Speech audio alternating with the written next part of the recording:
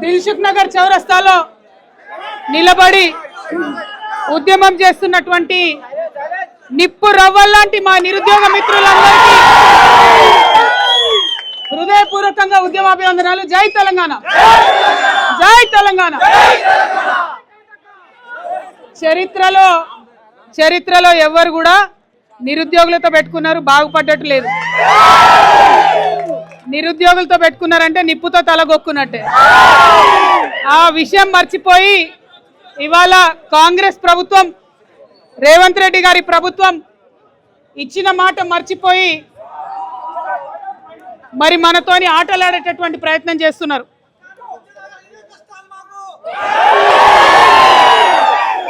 ఇవాళ నిరుద్యోగులకి అండగా నిలబడడానికి వచ్చినటువంటి మిత్రులందరికీ ప్రత్యేకంగా democratic students federation Vivekananda Swami గారికి, శంభు నాయక్ గారికి, నవీన్ పట్నాయక్ గారికి, ఆకాష్ గారికి, ఇంద్రా గారికి, రవి రాథోడ్ గారికి, సింధు గారికి, కుమార్ గారికి, శంకర్ నాయక్ గారికి, షరీఫ్ ప్రవీణ్ గారికి,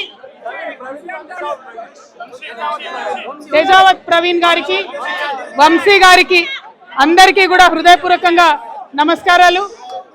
మరి మీ అందరు మగపిల్లలు మాట్లాడితే ఒకటే ఒక అమ్మాయి మాట్లాడింది, ప్రియాంకకి ప్రత్యేకంగా ధన్యవాదాలు. ఈ మైక్ కూడా కనబడతలేదని కుట్ర మన మీద నడుస్తుంది. నిరుద్యోగుల గొంతు నొక్కే కుట్ర నడుస్తుంది కదా. ఇవాళ కానిస్టేబుల్ ఉద్యోగాలలో ఏదైతే అన్యాయం జరుగుతుందో దాన్ని సంపూర్ణంగా తెలంగాణ రక్షణ సేన నుండి మేము వ్యతిరేకిస్తూ ఉన్నాం. 5,000 మీకు ఇవాళ ఉద్యోగాలు వేస్తాననడం నిజంగా అన్యాయం. ఎందుకంటే పదే అన్ని డిపార్ట్మెంట్స్ నుంచి చెప్పిండ్రు, డీజీపీ గారు చెప్పిండ్రు, ఉప ముఖ్యమంత్రి గారు చెప్పిండ్రు, అసెంబ్లీ సాక్షిగా చెప్పిండ్రు 19,200 ఉద్యోగాలు ఉన్నాయి వేస్తున్నామని చెప్పిండ్రు. ఆనాడు లెజిస్లేటివ్ కౌన్సిల్లో మేము నిలదీస్తే కూడా శ్వేతపత్రం ఇచ్చిన దాంట్లో కూడా 19,200 కానిస్టేబుల్ జాబ్స్ వేస్తామని చెప్పడం జరిగింది. కానీ మాట తప్పి, మరి దేనికోసమో తెలియదు, మాట తప్పి లేకపోతే మతి తప్పి ఇవాళ 5,000 ఉద్యోగాలు మాత్రమే వేస్తామని చెప్తున్నారు. ఈ విషయాన్ని తెలంగాణ రక్షణ సేన తీవ్రంగా వ్యతిరేకిస్తున్నది. నిరుద్యోగ మిత్రులందరితో కూడా మేము ఖచ్చితంగా నిలబడతాం. మీరేదైతే ఒక పిలిపిచ్చారో 5,000 వద్దురా 19,000 ముద్దురా అని దానికే మేము కట్టుబడి ఉంటాం. అంతేకాదు నాకు చెడ్డ పేరు ఉంది. అదేంటంటే జనరల్గా నేను ఏ ఇష్యూ టేకప్ చేయను, టేకప్ చేస్తే మాత్రం విడిచిపెట్టాను. కాబట్టి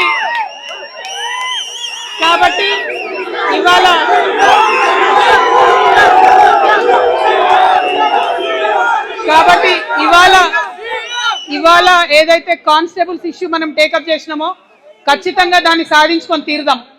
ముఖ్యంగా తెలంగాణ రాష్ట్రం వచ్చిన తర్వాత కానిస్టేబుల్స్లో, పోలీస్ శాఖలో మహిళలకు కూడా రిజర్వేషన్ ఉండాలని పట్టుబట్టినటువంటి వ్యక్తుల్లో నేను ఒకదాన్ని. ఇవాళ 33% మా ఆడబిడ్డలు ఇక్కడ చక్కగా కూర్చొని కానిస్టేబుల్ ఉద్యోగాలకు ప్రిపేర్ అవుతున్నారంటే చాలా గర్వంగా అనిపిస్తున్నది. మరి వాళ్ళు మొత్తం ఇంటిని వదిలిపెట్టి ఇక్కడ వచ్చి కోచింగ్ చేసుకుంటూ ఉంటే కనీసం వారికి కూడా ప్రభుత్వం కరుణతో చూడట్లేదు, దయతోని జాలితోని ఆలోచిస్తలేదు. మరి రేవంత్ రెడ్డి గారికి కూడా ఒక బిడ్డ ఉన్నది, ఆయన ఈ బిడ్డల గురించి ఆలోచించాలని ఈ సందర్భంగా దిల్సుఖ్ నగర్ నిరుద్యోగుల నుంచి, నిరుద్యోగుల పక్షాన, నిరుద్యోగ ఆడబిడ్డల పక్షాన నేను కోరుతా ఉన్నా. మంచి మాట అడిగింది ప్రియాంక. ఆనాడేమో మాయ మాటలు చెప్పిండ్రు, ఈనాడు ఏం చెప్తున్నారు, మా దగ్గర కోచింగ్ ఇవ్వడానికి గ్రౌండ్స్ లేవు, ఒకటేసారి 19,000 ఉద్యోగాలు ఇస్తే ఎట్లా కోచింగ్ ఇవ్వాలి, ఎట్లా ట్రైనింగ్ ఇవ్వాలని మాట్లాడుతున్నారు. మరి ఆ సోయి ముందు ఉండాలి కదా, అసెంబ్లీలో చెప్పినప్పుడు ఉండాలి కదా, అది లేకుండా మాట్లాడుతున్నారు. ఇంకొక ద్రోహం జరిగింది మనందరికీ. కోవిడ్ టైంలో ఏజ్ రిలాక్సేషన్ ఇచ్చింది. ఆ ఏజ్ రిలాక్సేషన్ ఇచ్చింది కొనసాగించాల్సి ఉండే, కానీ కొనసాగించకుండా ఏం చేసిండ్రు, దొంగ జీవో ఇచ్చిండ్రు. దొంగ జీవో నంబర్ 31 ఇచ్చి 2 సంవత్సరాలు కాలయాపన చేసిండ్రు. ఆ 2 ఏళ్ల టైంలో కనీసం ఒక కానిస్టేబుల్ పోస్ట్ కూడా ఇవ్వలేదు. మరి రిలాక్సేషన్ ఎందుకోసం ఇచ్చినట్టు? అంటే నేను కొట్టినట్టు చేస్తాను, నువ్వు ఏడ్చినట్టు చేయి, నేను ఇచ్చినట్టు చేస్తాను, నేను మోసం చేసాను, ఈ ప్రయత్నం తప్పితే దానివల్ల ఉపయోగం లేదు. 2 ఏళ్ళు టైంపాస్ చేసి 2 ఏళ్ళు కాగానే ఏం చేశారు, మళ్ళీ ఉల్టా జీవో నంబర్ 87 తీసుకొచ్చి ఇంకొక 2 సంవత్సరాలు ఏజ్ తగ్గించారు. అంటే కేవలం నిరుద్యోగులను మోసం చేయడం మాత్రమే ఈ ప్రభుత్వం పనిగా పెట్టుకుంది. కాబట్టి ఈ మోసాలన్నీ కూడా ఖచ్చితంగా ఎండగడతాం. ఈ దిల్సుఖ్ నగర్ వేదికగా కానిస్టేబుల్ అభ్యర్థులందరి మధ్య నుండి నేను ప్రభుత్వాన్ని డిమాండ్ చేస్తున్నా, మీరు కానిస్టేబుల్ ఏజ్ ఏదైతే ఉందో 32 కాదు 36 ఇయర్స్కి పెంచాల్సిందే, ఎస్ఐల ఏజ్ ఏదైతే ఉందో 38 ఇయర్స్కి పెంచాల్సిందే అని కూడా డిమాండ్ చేస్తూ ఉన్నాం.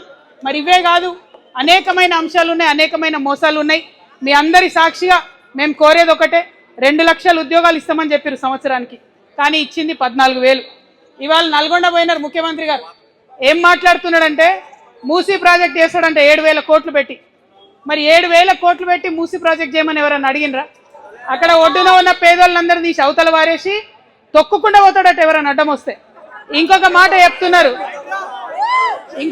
చెప్తున్నాడు, మూసీ ప్రాజెక్ట్ చేస్తే ఎవరు అడ్డం పడ్డా, ఎవరు ఆత్మహత్యలు చేసుకున్నా ఆయన ఆగడంట, మూసీ ప్రాజెక్ట్ మాత్రం చేసుకుంటాడంట. బిడ్డ రేవంత్ రెడ్డి గారు, బిడ్డ సీఎం గారు, మీరు ఎవరితో పెట్టుకున్నారో ఒకసారి ఆలోచించుకోండి. నిరుద్యోగులతో పెట్టుకుంటున్నారు. ఎవరైతే మిమ్మల్ని గద్దెకెక్కించిండ్రో ఇవాళ వాళ్ళని దొక్కే ప్రయత్నం చేస్తున్నారు. మీరు ఖచ్చితంగా ఆ గద్దె నుండి దించేది కూడా ఈ నిరుద్యోగులే అవుతారు. వాళ్ళతో పెట్టుకోకండి. ఖచ్చితంగా మీరేదైతే 19,200 ఇస్తామన్నారో ఇచ్చిన మాట ప్రకారం ఇవ్వండి. వాళ్ళు జూలై 2 నాడు నిరుద్యోగ మిత్రులందరూ కూడా మరి అసెంబ్లీ కేబినెట్ ముట్టడి చేస్తామంటున్నారు, అది సెక్రటేరియట్ ముట్టడి చేస్తామంటున్నారు 1,00,000 మందితోని. అదే రోజు మేము ఉద్యమకారుల కార్యక్రమం కూడా పెట్టుకున్నాం. అవసరమైతే ఉద్యమకారులను కూడా మీతో కలిసి నడుస్తాం.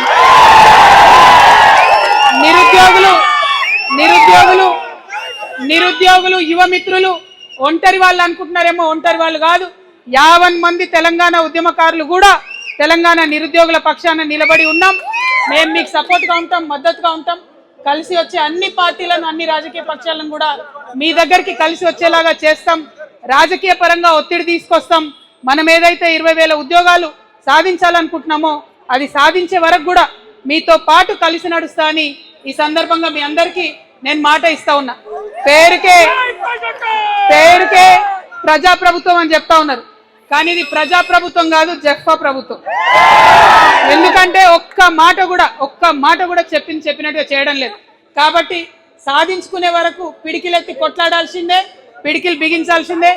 మరి ఇక్కడ అర్ధగంట కూర్చోగానే అలసిపోతారు మీరు అందరూ. అవునా? అలసిపోయిందా? అప్పుడే అలసిపోయిందా? ఓపిక అయిపోయిందా? ఎనర్జీ అయిపోయిందా? పక్కానా? కొట్లాడతారా? ఉద్యోగాలు తెచ్చుకుందామా? పక్కా. జై తెలంగాణ, జై తెలంగాణ, జై తెలంగాణ. మా ఉద్యోగాలు 5,000 వద్దురా, 5,000 వద్దురా, 5,000 వద్దురా. జై తెలంగాణ, జై తెలంగాణ.